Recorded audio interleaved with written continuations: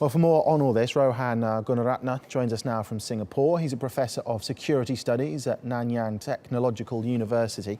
Thank you very much for talking to us. Firstly, can I just get your reaction to this latest attack to strike the United Kingdom? The UK has faced a sustained threat from IS. We have seen that the scale, intensity and the magnitude of these attacks are significant.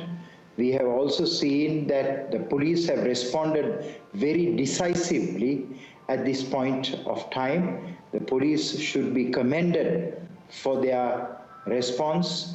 And of course, the British government needs to do more to mainstream the migrant communities, the vulnerable communities at this point, so that more people will not be influenced by IS ideology. It's important to state at this stage we still don't know officially who carried out this attack or what their motivations were, but the UK has seen 3 attacks now of a similar ilk in 3 months. Before that, the last high-profile attack in the UK was 2005, 12 years ago. Why do you think there has been why has it intensified in recent weeks and months? The terrorist group that calls itself the Islamic State has been expanding.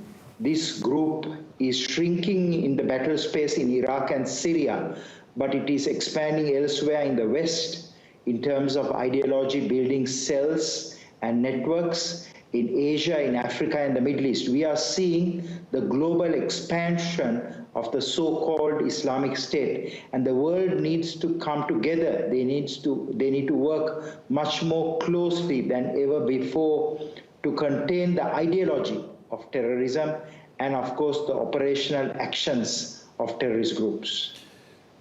Does this have a direct correlation, do you think, the number of attacks in Europe over the last 18 months or so, and the fact that the caliphate, the self-declared caliphate, is shrinking in size across Syria and Iraq?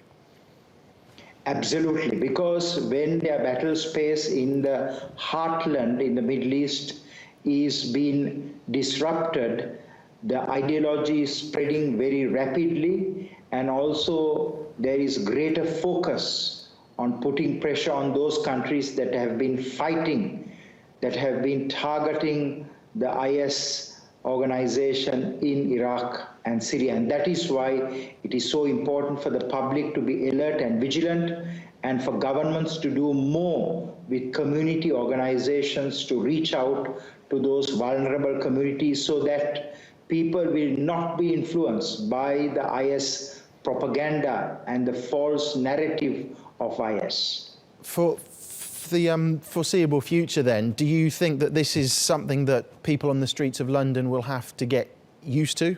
Does this become a way of life, or can it be defeated?